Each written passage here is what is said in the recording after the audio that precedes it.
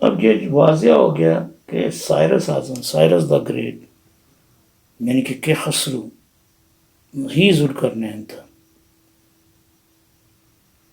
تو پھر تھوڑا سا جائزہ لیا جائے کہ وہ کیا حکومت تھی، کیسے بنی، کون تھا وہ. سائرس کی حکومت فارس یعنی کہ پرشیا، اور ورتا انشان، مادی انگلش میں اگر کہیں تو میڈیا، بابل انگلش میں بیبیلن، سمر اور الاقاد، اور دنیا کی چاروں اطراف یعنی کافی وسیع علاقے پر تھی.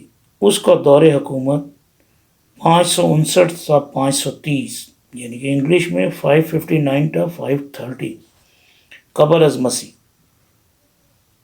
کا زمانہ تھا، جو کہ تقریباً 30 سال پر محیط ہے. وہ 600 سے 576 قبل از مسیح میں 600 to till 576 قبل از مسیح میں انسان یعنی کہ فارس میں پیدا ہوا. 4 دسمبر 530 قبل از مسیح میں دریائے جیجون یا دریائے جیہون، کئی جگہوں پر جیجون ملے گا نام، کئی جگہ پر جیہون ملے گا، جسے انگلش میں سیر دریا کے نام سے جانا جاتا ہے، اس کے کنارے فوت ہوا. اور تخت سلیمان یعنی کہ پسال گالے میں دفن ہوا. فارس کا سائرس دوم، خسرو یا کہ خسرو، عام طور پر سائرس اعظم کے نام سے جانا جاتا ہے. اسے حخمنید سلطنت کا بانی مانا جاتا ہے. اس کے دور حکومت میں مشرق کے قریب نیئر ایسٹ کی اس وقت کی تمام مہذب ریاستیں اس کے زیر تسلط آ گئی تھیں. بڑی تیزی سے اس کی حکومت وسیع ہوتی گئی اور آخر کار اس نے مغربی ایشیا کے ایک وسیع علاقے اور وسط ایشیا یعنی کہ سینٹرل ایشیا کے بھی کافی زیادہ علاقے کے علاوہ قفقاز یعنی کوکیسیا کے علاقے کو بھی فتح کر لیا. اس کی حکومت بحیرہ روم، میڈیٹرینین سی سے مغرب میں ہیلیسپونٹ اور مشرق میں دریائے سندھ تک تھی. اور سائرس نے جتنی بڑی حکومت قائم کی اس سے پہلے کبھی کسی نے قائم نہیں کی تھی. اس کے بعد آنے والوں نے اس کی حکومت کو بلقان یعنی کہ بلغاریہ کے کافی حصوں تک پہنچا دیا. مغربی جانب اس کی سلطنت تھریس، مقدونیہ تک پہنچ گئی اور مشرق میں دریائے سندھ کی وادی تک. سائرس کے خطاب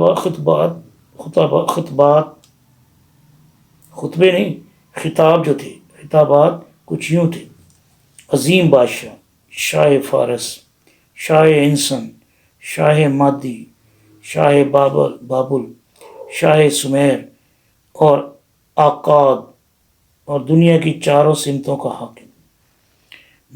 مفکرین اور جغرافیہ دانوں کے مطابق اس کے بنائے ہوئے قانون جو ایک سلنڈر پر درج ہیں انہیں انسانی حقوق کے قدیم ترین قوانین مانا گیا ہے. جس دور میں یہ لکھے گئے اس کا دورانیہ 530 سے 539 قبل از مسیح کا مانا جاتا ہے، یعنی کہ 530 سے 539 تک. سائرس کا دور حکومت 29 سے 30 سال پر محیط تھا. سائرس نے اپنی ریاست کی بنیاد پر پہلے مادی کی ریاست میڈین امپائر کو فتح کر کے رکھی، اور پھر لیڈین امپائر یعنی کہ لیڈیا اور نیو بابلونین امپائر کی ریاستوں کو فتح کر کے اپنی سلطنت کو وسیع کیا.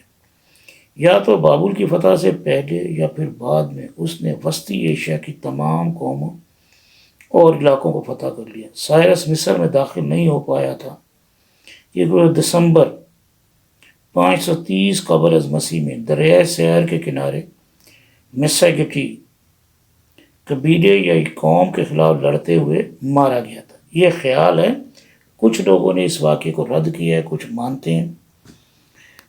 اس کے بعد حکومت اس کے بیٹے کمبیسیس دوئم نے سنبھالی اور اس نے اپنے مختصر سے دور حکومت میں مصر، نوبیا اور سیرینیکا کے علاقوں کو اپنی سلطنت میں شامل کیا. سائرس نے جن علاقوں اور قوموں کو فتح کیا اس نے ان کی رسوم و رواج اور مذاہب کا احترام کیا.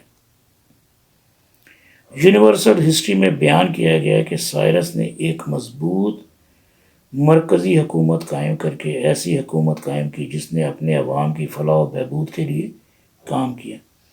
در حقیقت گورنروں کے ذریعے صوبوں کا انتظام اور وہ اہم اور بنیادی اصول جو تخت سلیمان سے جاری ہوئے وہ سائرس ہی کا کام تھا، اور ان میں سائرس کا بڑا عمل دخل تھا۔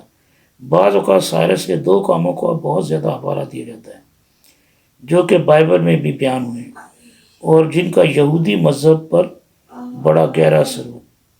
ان میں سے ایک تو یہودیوں کی جلا وطنی ختم کر کے انہیں واپس اپنے ملک میں آباد ہونے دینا تھا، اور دوسرا یروشلم کی اثر و نو تعمیر تھی۔ بابل کی فتح کے بعد اس نے جو اچھے کام کیے ان کی وجہ سے اسے عہد نامہ قدیم جس کو ہم توریت کہتے ہیں میں خدا کا ممسو کہا گیا۔ یسعیاء، یہ ابواب ہیں توریت میں، 24 تا 44، 25 45، 26 سے 45 تیسرے کا اور 13، اور وہ یہ تو اس کی حکومت کے نقشے جن علاقوں میں وہ حکومت کرتا تھا۔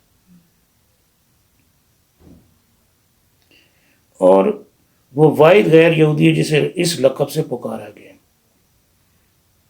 اور اسی وجہ سے یہودی اس کی عزت کرتے تھے، یہودیوں کی کتابوں میں ان کا نام تھا۔ اسی لیے نبی صلی اللہ علیہ وسلم سے جو کفار مکہ نے سوال کیا وہ یہودیوں کی طرف سے تھا، اور یہ اسی سائرس کے متعلق تھا۔ ذوالقرنین سکندر اعظم نہیں تھا، یعنی کہ سکندر اعظم اس کے بعد آیا، اس کا یہودیوں سے کوئی ایسا گہرا ریلیشن یا ایسا تعلق نہیں تھا، اس کے لیے اس نے کوئی یہودیوں کے لیے کوئی ایسا کام نہیں کیا جس کی وجہ سے اس کی عزت کرتے ہوتے۔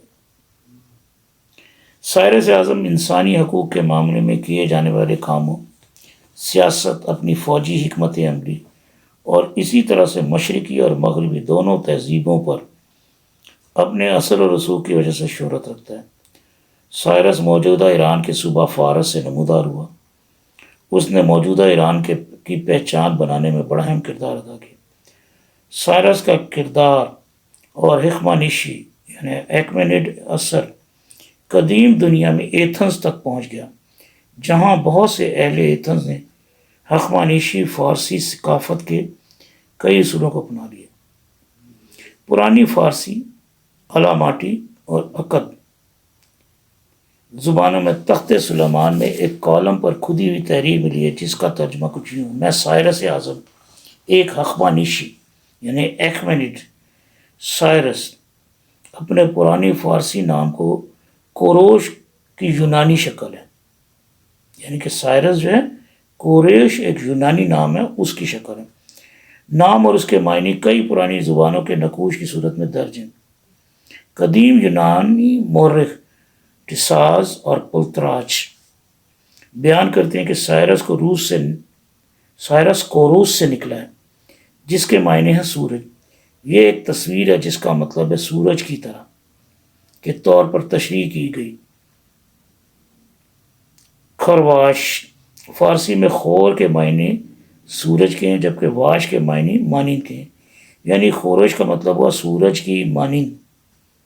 یہ بھی فارسی کے پہلے بادشاہ جمشید کے نام سے ایک تعلق کو ظاہر کرتا ہے، جس کا نام ایک حصہ شد بمعنی سورج ہے۔ کارل ہافمین ہند یورپی زبانوں کی بنیاد پر کہتا ہے کہ سائرس کا مطلب ہے دشمنوں کی تذلیل کرنے والا۔ بائبل میں سائرس کا نام خورس بیان کیا گیا۔ اب دیکھیں یہ جو ہے نا کہ سورج کی طرح، سورج کی مانند، تو یہودیوں میں بھی ایک تصور آیا تھا جس کو ہم کہتے ہیں عزیر علیہ السلام۔ عزیر نام کے توریت میں کوئی نبی تو نہیں، نبی کا ذکر نہیں ہے، ہو سکتا ہے اسی کو نبی کی مانند مانتے ہوں یہودی، یا خدا کا بیٹا مانتے ہوں، کیونکہ یہ غیر یہودی تھا۔ تخت سلیمان پسار گاڈے سے 4 پروں والی محافظ شخصیت کے طور پر ایک شبیہ ملی ہے جو سائرس اعظم کو ظاہر کرتی ہے، جس کے اوپر کی جانب 3 زبانوں میں ایک جملہ لکھا ہوا تھا: میں حکمانشی بادشاہ سائرس ہوں۔ ایرانی سطح مرتفع میں فارسی غلبہ حکمانشی خاندان سے شروع ہوا جنہوں نے ہخامنشی خاندان کے غلبے کا آغاز غالباً 9 صدی قبل از مسیح سے شروع کیا ہے۔ اس خاندان کی بنیاد رکھنے والا ہخامنش تھا، جیسے کہ اس خاندان کا نواں حکمران دارا کا فرمان ہے کہ ہم ہخامنشی نسل سے تعلق رکھتے ہیں۔ ہخامنش نے ایران کے مغربی جانب پارسماش کی ریاست کی بنیاد رکھی۔ یہ ہخامنش جس نے آغاز کیا، اس کے بعد اس کا بیٹا تیاسپاش حکمران ہوا، جس نے انشن شہر کو فتح کر کے فارس تک وسیع کیا اور شاہ انسن کا لقب اختیار کیا۔ قدیم نسخوں میں بیان کیا جاتا ہے کہ تائسپس کا ایک بیٹا سائرس اول کہلایا، جو اپنے باپ کے بعد بادشاہ بنا اور شاہ انسن کہلایا۔ سائرس اول کا ایک بھائی تھا جس کا نام اریارا مینس بیان کیا جاتا ہے۔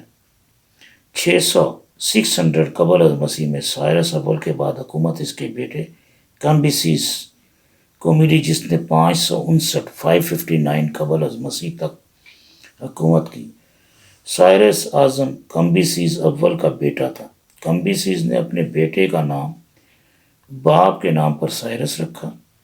سائرس اعظم اور اس کے بعد آنے والے کئی بادشاہوں کی تحریریں ملی ہیں، جن کے مطابق کمبیسیس اول ایک عظیم بادشاہ تھا جو شاہ انسن کہلاتا تھا۔ ان تحریروں میں سے سائرس کے سلنڈر پر درج تحریر بھی موجود ہیں جن کے مطابق سائرس اپنے بارے میں کہتا ہے کہ میں کمبیسیس کا بیٹا ہوں جو انسن کا عظیم بادشاہ تھا۔ ایک اور تحریر جو دارا کی شبیہ کے نیچے درج ہے، اس کے مطابق کمبیسیس اول ایک عظیم ہخامنشی بادشاہ تھا۔ ہیروڈوٹس کے مطابق کمبیسیس دوئم کے نانا فارناسپس بھی ایک ہخامنشی تھا۔ زینوفون کے مطابق کمبیسیس کی بیوی کا نام مندانی تھا، اور زینوفون کمبیسیس کو ایران قدیم فارس کا بادشاہ مانتا ہے۔ یہ بات سائرس کی اپنی تحریروں کے مطابق بھی ہے، کیونکہ انسن اور پارسا ایک ہی ملک کے دو مختلف نام